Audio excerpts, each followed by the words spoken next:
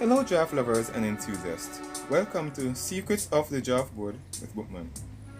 Now this is a different series in which we'll now look at some of the great secrets of the board itself, a knowledge of which will gradually change your perception and the way you look at the board, and in general at the game itself.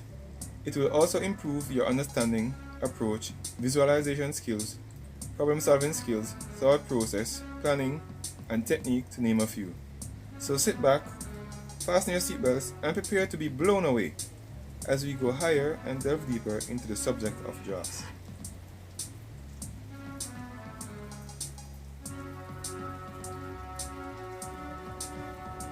Now in this clip we shall be looking at 4 types of positions. Now, pay attention. Now in the game of drafts, there are only 4 types of positions you'll come across. No matter how many games you play, no matter how many positions actually are in the game, there are only 4 types of positions that you'll come across. And these are namely open positions, semi-open positions, semi-closed positions, and closed positions. So the first one we shall be looking at is open positions. Now, what is an open position? An open position is one in which the periphery is open and there is not much interaction between opposing pieces. Now later on we shall be looking at vocabulary concepts and we shall be looking at the meaning of periphery, but for now, periphery deals with the open spaces within the position. So what is the thought process here? Whenever you have an open position, these are the things you want to be thinking about. And I'm going to list them at first. So we have spatial control, occupying of key squares, forming active lines, decision between a pince versus a piche game, 5. Taking the initiative, 6. Regrouping of forces, and 7. Arrangement of the pieces.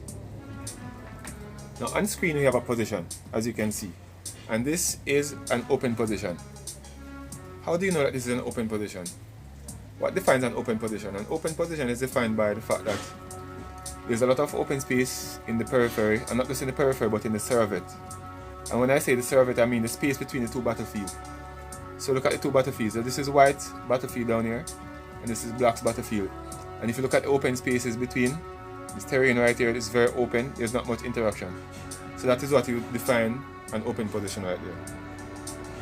So let's look at now spatial control. So in a synopsis I'm going to give you a brief definition of these. So spatial control is the controlling of space within the survey or between the interactive zone between the 2 hammies. So white would want to control space along this line and along this line, along this line, along these lines. Likewise black. You could also control space along these lines. So that is spatial control in a nutshell. Now occupying of key squares, you know about the center squares, which are these. And you know about the parasite square, which are these ones. And you know about the cramp space, the cramp squares, which are at A5 and at H4. So in general, these are key squares of the board. In another lesson, we shall look at key squares of the board and all the squares of the board. Now, number 3, forming active lines. Active lines deal with striking columns. 4, decision making between pince and piche game. Now, there are 2 main types of games that are played on the draft board. A pince game is one in which you pince an open piece or rush, as we call it in Jamaica. Piche game is one in which you pitch or make a direct attack by using a striking column. Number 5, taking initiative. Now it is good to take initiative the initiative is taken by the player who attacks first. Sometimes it's good to be laid back and allow the opponent to attack first, based on who will have the post advantage. It's all about relevance and the nature of the situation, given position. Number 6, regrouping of the forces. Sometimes after a trade, as we can see in this position, the forces are scattered. So now we see that there's a lot of open space in this position of the white pieces, and you will need to regroup these forces. Number 7, arrangement of the pieces. While you are regrouping your pieces, you need to think about the arrangement in terms of how the pieces will be formed out. And look, what is arrangement? Arrangement deals with how the battlefield will be arrayed for the battle, or for the next ensuing battle. So in a nutshell, that is the thought process behind the 7 key factors that affects open position, or that you should be thinking about in an open position. Now let us look at this. In the position on screen, each player is down to 8 pieces. Let's now take we are not going to take an abstract approach to this position, like just showing you randomly about the 7 things that I just mentioned. But instead, we are going to describe what Aurora does in terms of the relevance of this position that is on screen. This is important because the principles are not necessarily set in stone, but must have relevance to the particular position at each given moment and situation.